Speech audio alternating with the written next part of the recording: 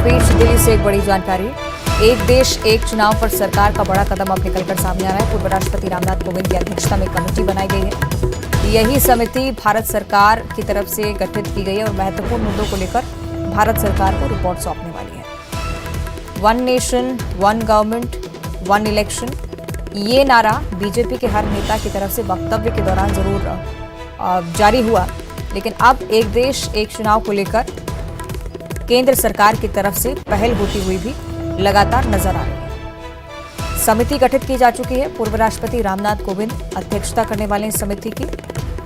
ये समिति अलग अलग राज्यों के प्रतिनिधियों से बातचीत करेगी, चुनाव आयोग से बातचीत करेगी, क्योंकि लोकतंत्र के लिहाज से एक बहुत बड़ा बदलाव हो सकता है अगर एक देश एक चुनाव को मंजूरी दी जाती है तो।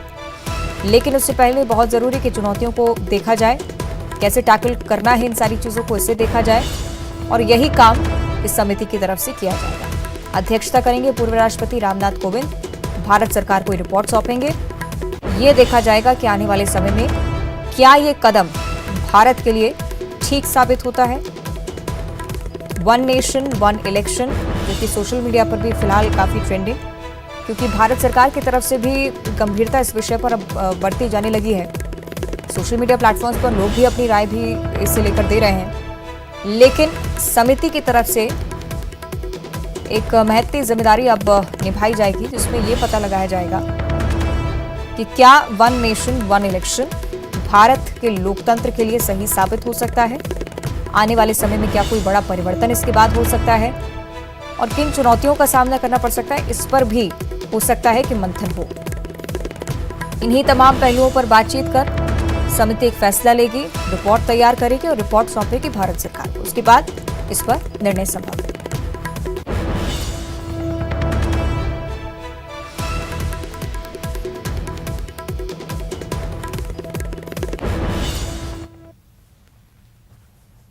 और अब गरियाबंद से अगली बड़ी जानकारी आपको बताएं, जहां फांसी के फंदे पर दुधमुहे बच्चे की लाश लटकी पाई गई है।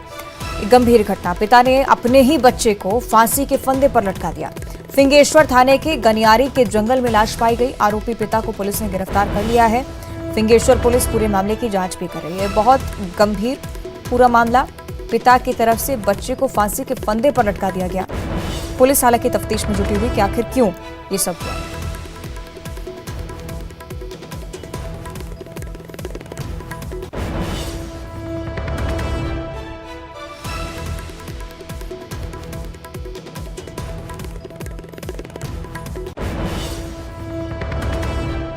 पा रहे हैं तो मोलामारी से ओकर बाद नंगाई से खात में लेगी से उ बाहर के कपाट ला लगा दी चौमे हमार साथ लके हैं माँ हुई लेगत बहू लके के त दौड़ी सोह तलघा सो ले गे रहीस लेकर के माह के बच्चे है ओह 10 अभी कहाँ ढूंढे ओकर बाद होती होती ढूंढीस नहीं पैच होती उगे हन तब हो नहीं पैच ओकर बाद वो लइका लहे करके फांसी लगा के ऐसी ना त मन बहू दूसरा कर बाबा कर गे रही मतलब जांच उच करवा दिखवाए बर पता करवाए बर तब वो आई सब हमार मन के आगे आगे हमन पीछे पीछे कपड़ा उपड़ा सब ला कपड़ा में लगा दी मोर लइका फांसी।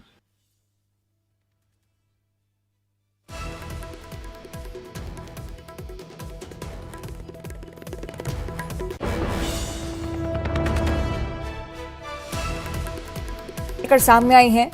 महिला की तरफ से भी जरूर स्पष्ट किया गया है कि रोकने की कोशिश की गई, लेकिन किन परिस्थितियों में ये सब घटा है यह अभी भी जांच का विषय है। इस पूरे मामले पर अभी भी संशय की स्थिति। पिता की तरफ से दुधमुहे बच्चे को फांसी के फंदे पर लटका दिया गया। सनसनीखेज पूरी वारदात। फिंगेश्वर पुलिस अब मामले की जांच कर रही है कि क्या विवाद की स्थिति रही, क्या पति पत्नी के बीच विवाद के चलते ऐसा हुआ। अभी तक ये बातें संशय का विषय और इसी को लेकर अब पुलिस लगातार जांच कर रही है। पिता ने अपने बच्चे को फांसी के फंदे पर लटकाया है। जैसे ही पुलिस को सूचना मिली, पुलिस मौके पर पहुंची। सही शेख इमरान हमें ज्यादा जानकारी देंगे। इमरान, क्या कुछ तथ्य अभी तक इस घटना से जुड़े हुए सामने आ पाए हैं? जी अवंतिका जी, ये जो पूरा मामला है फिंगेश्वर थाना का है, जहाँ एक जो पिता है, कलयुगी पिता है, अपने बच्चे को उसकी माँ से छीन कर लेकर जाता है और जंगल में पेड़ पर अपने जींस और सर से फांसी का फंदा बनाता है और मासूम जो बच्चा है 11 माह का जो दूध मुहा बच्चा है उसे फांसी के फंदे पर लटकाकर उसे मौत की घाट उतार देता है। और लेकिन जब परिजनों ने बताया कि उसकी माँ जब राखी बांधकर घर वापस आई फिंगेश्वर, तो उसका पिता आया और झगड़ा करके जबरदस्ती झूठ बोलकर बच्चे को लेकर चला गया। परिजन रात भर उसे ढूंढते रहे, रात भर नहीं मिला तो सुबह गनियारी के जंगल में उसका शव जो है फांसी के फंदे पर लटका मिला और मौके पर सूचना देने के बाद पुलिस पहुंची और पुलिस पहुंचने के बाद आरोपी पिता दौलत बंजारे को हिरासत में लेकर पूछताछ करी है। परिजनों ने बताया कि आरोपी पिता मानसिक रूप से बीमार है, उसकी दिमागी हालत ठीक नहीं है और ऐसी ही घटना पहले भी कर चुका है। अपने बड़े बच्चे को भी वो कहीं ले जाकर मारने की कोशिश की लेकिन वो नाकाम रहा। जैसे तैसे परिजन डॉक्टर से इलाज करवाते रहे, लेकिन आज जो घटना हुई है वो बेहद ही दर्दनाक और दिल दहला देने वाली है। परिजनों ने ये भी बात बताया कि जब तलाश कर रहे थे उसी दौरान पिता जो है उसे फांसी पर लटका कर वापस घर आ गया था। घर में आने के बाद जब परिजन उससे पूछताछ किए कि बच्चा कहाँ है, तो वो बताने लगा कि जंगल में उसे लटका दिया हूँ और मैं भी लटकने की कोशिश किया, मैं भी मरने की कोशिश किया। कहीं ना कहीं पिता भी आत्महत्या करने की कोशिश की लेकिन वो विफल रहा और घर में आता जैसे ही परिजनों को सूचना दिए तो परिजन जो है गनियारी के जंगल में बच्चे की तलाश में जुटे हुए थे और सुबह सुबह बच्चे की जो लाश है वो फांसी के फंदे पर लटका हुआ मिला, जिससे पूरे इलाके में सनसनी फैल गई है और हर कोई इस खबर को लेकर। इमरान, आप बता रहे हैं कि पहले भी विवाद हुए हैं, परिजनों की तरफ से कहा गया कि मानसिक रूप से स्थिति ठीक नहीं है पिता की, पहले क्या पुलिस को सूचित कभी नहीं किया गया? जी देखिए, परिजन लगातार पिता की मानसिक हालात को देखते हुए इसका इलाज करवा रहे थे। हालांकि ये पूरा मामला फिंगेश्वर थाने तक नहीं आया था क्योंकि ये घरेलू एक मामला था और परिजन जो है उस आरोपी जो पिता है उसकी हालात को देखते हुए इसे बार बार उसको नजर में रखते थे। लेकिन जो उसका बड़ा लड़का है बता रहे हैं कि उसके बड़े लड़का को वो लेकर गया था, मारपीट किया, उसके बाद उसे फिर इलाज के लिए वो हॉस्पिटल ले गए ताकि मानसिक हालत उसका ठीक हो जाए। बीच में ठीक होने की भी बात आई और जब ठीक हो गया तो आज ये घटना जैसे ही हुआ उसके बाद परिजन खुद शक्ति में है, खुद सदमे में है। जी अवंतिका जी। ठीक है, चलिए बहुत शुक्रिया आपका इमरान पूरी जानकारी के लिए। देखना होगा पुलिस की तरफ से आगे क्या कार्रवाई की जाती है।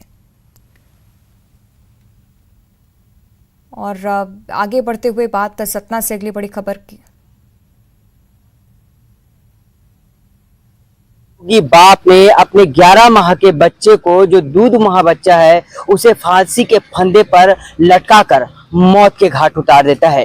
ये दिल दहला देने वाला घटना फिंगेश्वर का है और गनियारी जंगल में बच्चे की लाश मिलने से हड़कंप मच गया और तत्काल ये देखिए कि परिजन यहाँ पर पहुंचे हुए हैं और परिजनों का कहना है कि उसके पिता मानसिक रूप से कमजोर है, ऐसा बता रहे हैं। हालांकि आरोपी पिता को पुलिस ने अपने हिरासत में ले लिया है और जो बच्चे हैं उसकी माता के तमाम परिजन यहाँ थाना पहुंचे हुए हैं। परिजनों में काफी ज्यादा आक्रोश है क्योंकि राखी बांधकर उसकी माँ जो है घर आई थी और बच्चा को वो छीन कर ले गया। तब परिजन जो है बच्चे को ढूंढने लगे और जब नहीं मिला, पतासाजी किया गया तो पता चला कि फिंगेश्वर से कुछ दूर गनियारी के जंगल में बच्चे को जीन्स और शर्ट दोनों को जोड़कर फांसी का फंदा बनाया और कलयुगी बाप ने, बेरहम पिता ने कितनी दर्दनाक उसे मौत के घाट उतार दिया। ये घटना बेहद ही चौंका देने वाला और दिल दहला देने वाला है कि कैसे एक पिता अपने 11 माह के बच्चे को मौत के घाट उतार सकता है।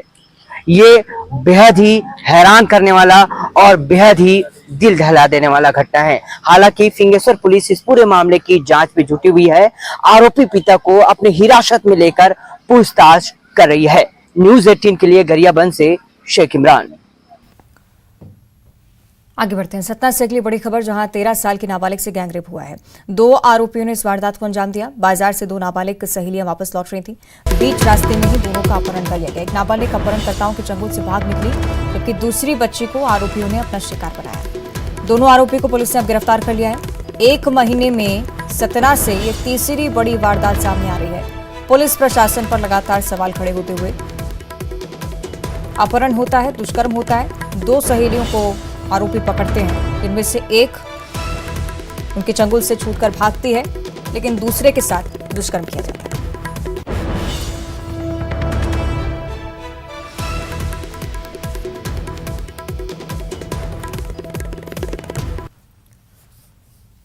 और अगली खबर राजधानी रायपुर से, जहां 2 युवतियों से गैंगरेप हुआ है। 2 युवतियों से गैंगरेप से इस इलाके में भी सनसनी का माहौल। एक युवक के साथ महासमुंद से दोनों युवतियां पहुंच रही थी और पुलिस ने 8 आरोपियों को इस मामले में गिरफ्तार किया है। मंदिर हसौद पुलिस मामले की जांच में लगातार जुटी हुई। राजधानी रायपुर की एक खबर हम आपको बता रहे हैं, जहां अपराध का ग्राफ लगातार बढ़ता जा रहा है। अभी भी अंकुश लगता हुआ नहीं दिख रहा है। 2 युवतियों से गैंगरेप के चलते सनसनी।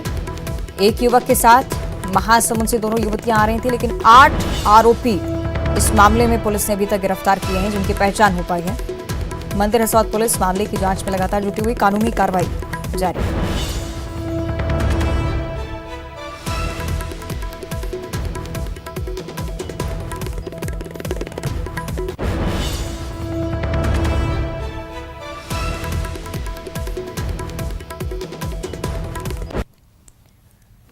और अब ग्वालियर से अगली बड़ी खबर, जहां डबरा देहात में 2 गांव के लोग भिड़ गए हैं।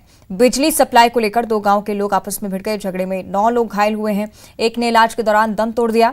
जराबनी और नुनहारी गांव के लोगों में नॉन नदी पावर हाउस पर बिजली सप्लाई को लेकर पूरा झगड़ा हुआ। दोनों पक्षों में लाठियां चली। गंभीर रूप से घायल युवक महेंद्र सिंह रावत की देर रात इलाज के दौरान जान भी चली गई। डबरा देहात पुलिस ने दोनों पक्षों पर क्रॉस केस दर्ज किया है। जानकारी जुटाई जा रही है।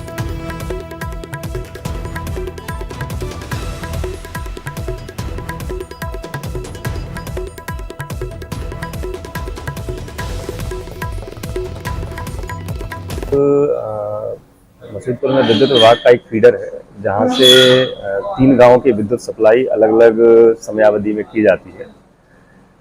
और इस विद्युत सप्लाई में रात में 2 गांवों के बीच में विवाद हुआ, और इन दोनों विवादों का जो मूल कारण था वो ये था कि जो विद्युत सप्लाई है वो बाधित हो गई।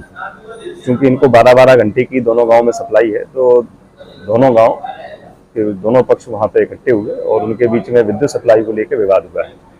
दोनों पक्षों में कुछ लोगों को चोटें आई हैं, और इसमें एक पक्ष के एक व्यक्ति की अभी ग्वालियर रेफर है, उसकी स्थिति थोड़ी गंभीर है।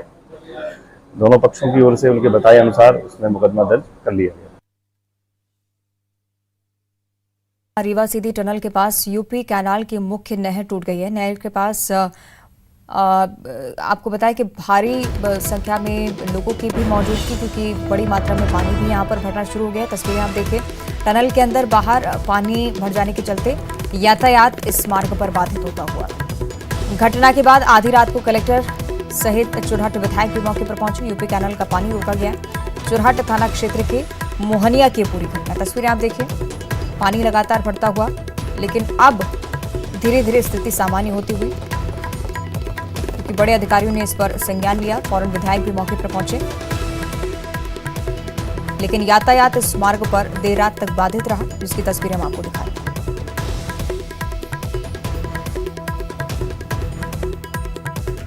यूपी कैनाल की मुख्य नहर टूट जाने के चलते बहुत बड़ी मात्रा में पानी जमा हो गया।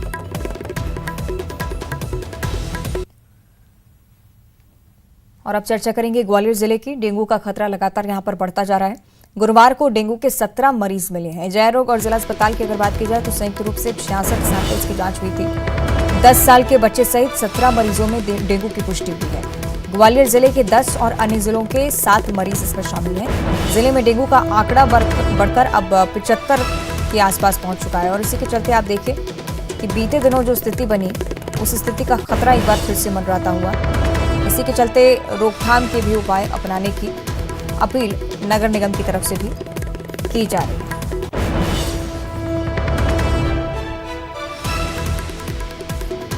जिले में डेंगू का कहर लगातार बढ़ता जा रहा है। 17 मरीजों की बीते 24 घंटों में पुष्टि।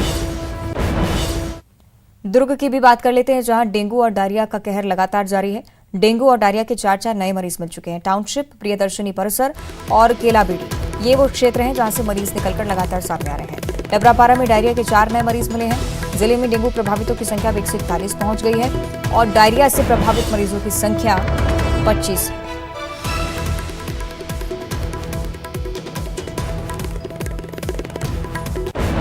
दुर्ग के भिलाई टाउनशिप में सबसे ज्यादा गंभीर हालात। डेंगू को लेकर रोकथाम के उपाय जैसे जैसे अपनाए गए, तो दूसरी तरफ डायरिया ने भी कहर बरपाना शुरू कर दिया। रायगढ़ जिले की अब चर्चा करेंगे, जहां तेजी से डेंगू के मामले लगातार बढ़ रहे हैं। अब तक 97 लोग डेंगू से पीड़ित पाए जा चुके हैं। पुलिस लाइन में डेंगू के 27 मरीज मिले हैं। डेंगू को लेकर महापौर ने भी एक बड़ा दावा किया है। स्थिति नियंत्रण में है, ये उनकी तरफ से कहा जा रहा है। मॉनिटरिंग हो रही है। विपक्ष ने निगम पर निष्क्रियता के भी आरोप लगाए। साफ सफाई और प्रचार प्रसार की कमी के चलते डेंगू बढ़ रहा है, ये विपक्ष का कहना है।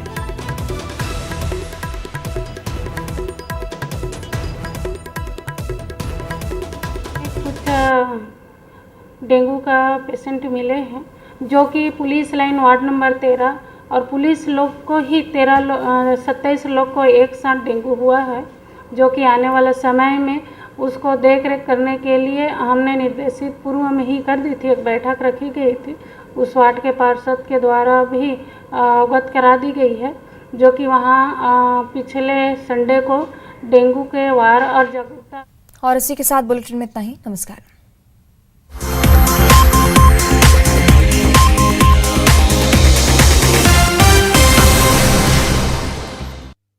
Headlines presented by pet